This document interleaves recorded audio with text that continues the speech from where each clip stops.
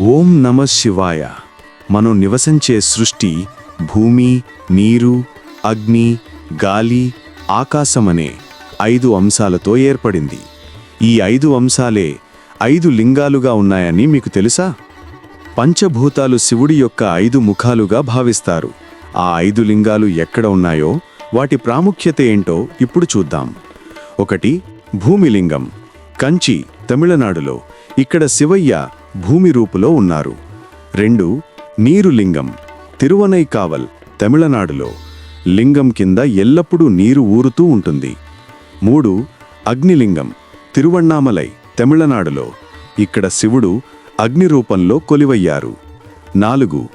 వాయు, గాలిలింగం, శ్రీకాళహస్తి, ఆంధ్రప్రదేశ్లో. ఇక్కడ దీపం గాలికి ఊగుతూ ఉంటుంది. 5.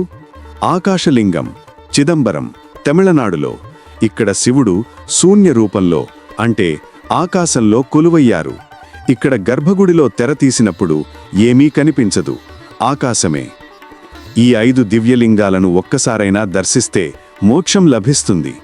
శివభక్తులు ఈ వీడియోను తప్పక షేర్ చేయండి, సబ్స్క్రైబ్ చేసుకోండి. ఓం నమః శివాయ.